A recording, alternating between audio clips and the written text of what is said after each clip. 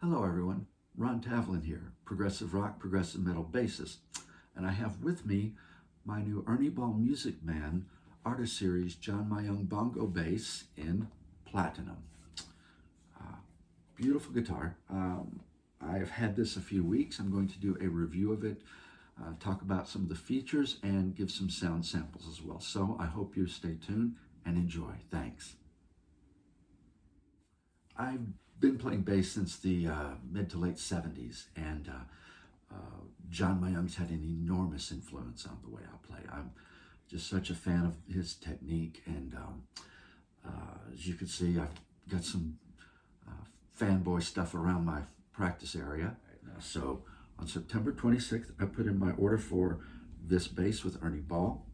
They said it would take 4 months. It was less than 4 months. I got the bass in about 3.5 months, which was terrific. And that includes over the holidays and everything. So kudos to MusicMan for getting me the bass so quickly.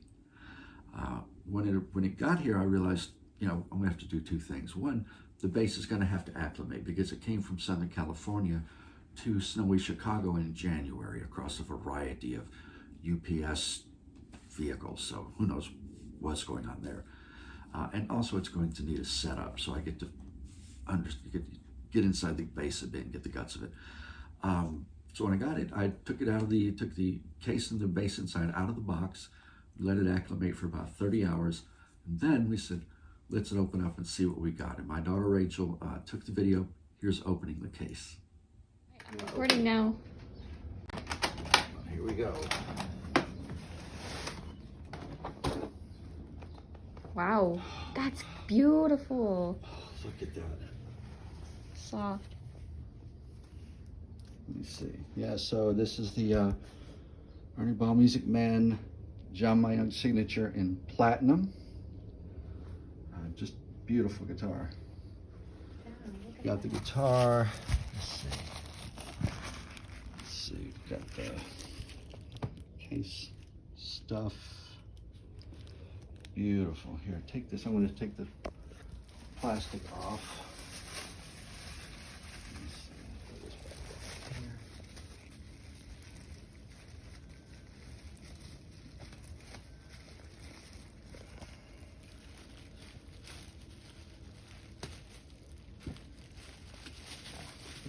Open. Okay. Headstock protection. Oh, it's light. Really light. Look at that. And there it is.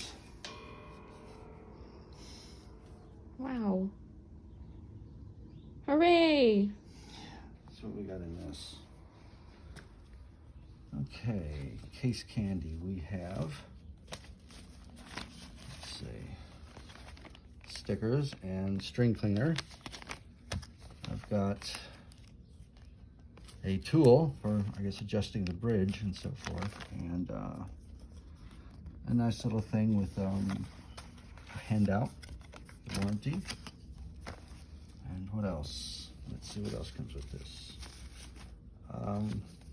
About the batteries, and about pickup selection, and so forth. So, yeah, there it is. Let's talk a little bit about the features of the bass you have.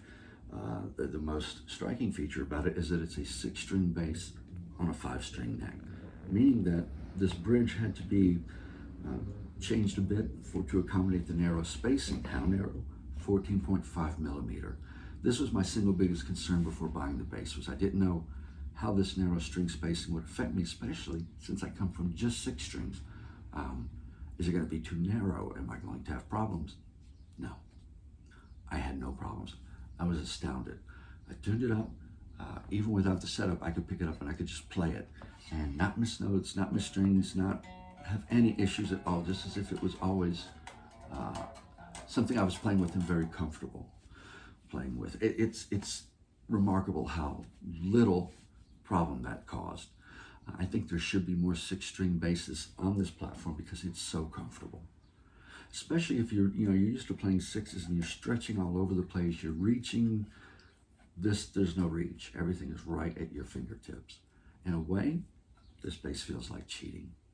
The narrow spacing and the narrow neck helps you get around so quickly, and it's so easy to play. It kind of feels like cheating a little bit. So let's leave the bridge and the spacing for a moment. Let's talk about these two humbuckers, and this is related to the controls. I believe these humbuckers are probably standard 6-string humbuckers because they're massively bigger than the strings spacing. The pickguard is a custom size. It's not a 5-string bongo pickguard. It's not a 6. It's a custom size. I know that because I'm getting a replacement pickguard, something really nice, and we had to do a lot of custom things to be sure it would fit. The pickups are controlled. These massive pickups are controlled just by really one volume knob. So this is the only potentiometer you have on the guitar. There's no tone controls. You don't need them. Instead, you have a pickup selector. And this is a 5-way selector. It lets you select between this pickup, both pickups, and various degrees of the two pickups. I'm going to include a sound demo at the end of this for that, so stay tuned. You have the truss rod adjustment, the wheel, and then you come to the fingerboard, which is one of the more interesting parts of this bass.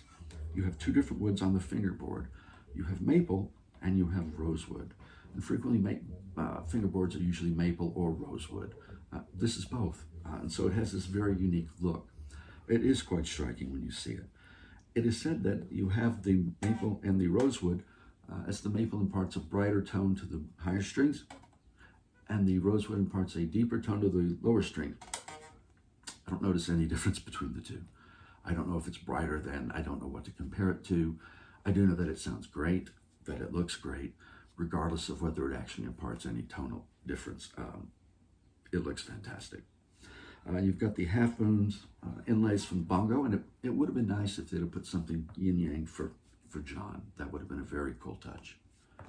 As you work down the neck, you feel the fret job and everything is just fantastic, and of course the neck is sublime. That you come to the nut, and again it's a very narrow spacing down here, but it's not hard to navigate at all. Very easy. And you have this huge headstock. Look at this thing. A very narrow neck and this ginormous headstock at the end. In fact, the strings are kind of angled a bit. The B and the C strings are a bit angled to accommodate it. I'm sure there's an engineering reason for that, but you just kind of notice that it looks huge. The tuners are terrific and very smooth. They work great. I've had to use them quite a bit in setting this up. I've had to adjust the bridge saddles and the truss rod, and everything works beautifully. It's like butter. Let's talk a bit about the back of the guitar. The back of the guitar, you have it's a bolt-on neck, 5 bolts. You have the MusicMan logo, John Mayon's signature artist series. You have 2 9-volt battery for the preamp, and then you've got a control cavity for the preamp, covered in plastic. A plastic cover. I'm not sure. I don't know. It is what it is. Apart from that, the bass plays fantastic. Like I said, it feels a lot like cheating. If I have to say there's one thing about the bass that is, I think needs a little bit of work, and it's probably just adjustment on my part, is the strings feel loosey-goosey. It may be because I have too much tension on the truss rod. I think it's an adjustment thing more than a real issue with the bass, but it's terrific. It's absolutely terrific. Ernie Ball worked great in getting it to me early. I wish they did have instructions how to use the truss rod tool. That would have been nice. I had to email them for directions. They should probably include that. And I've got to give this bass just a 4 out of 4. It's just fantastic. You owe it to yourself to look into one of these if you can. Enough of my yapping. What do you say we get on to some sound samples? All right? Check it out. All right, both pickups fully on. Check this out.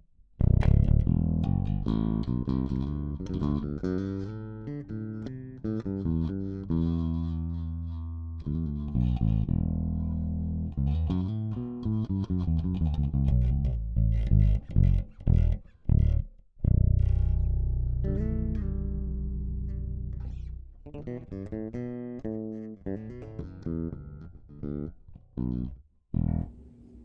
nice. Let's go to just the bridge pickup. So here's what we have.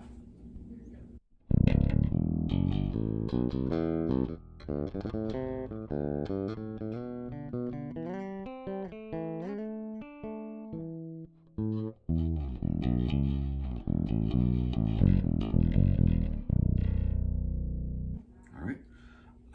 This is still the bridge pickup and part of the neck pickup. It's a little deeper.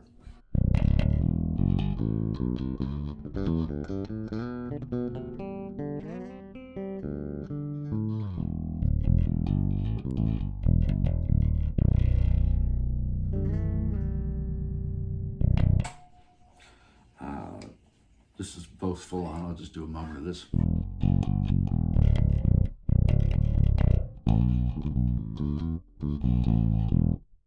Let's do the mostly the neck pickup and some of the bridge pickup. It's a very nice tone.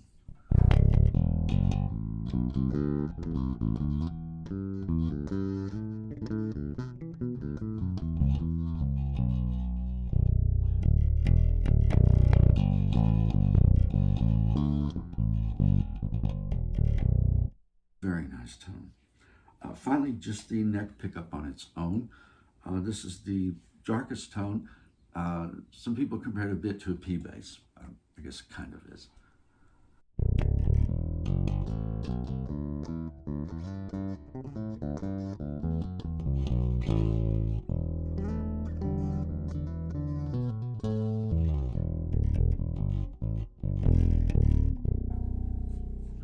Nice. So this concludes my review and sound samples of the Ernie Ball MusicMan Artist Series, John Myung Bongo Bass in Platinum. I hope you've enjoyed it. Please leave any comments or questions you may have for me in the comments below, and hope you enjoyed it. Thanks and take care.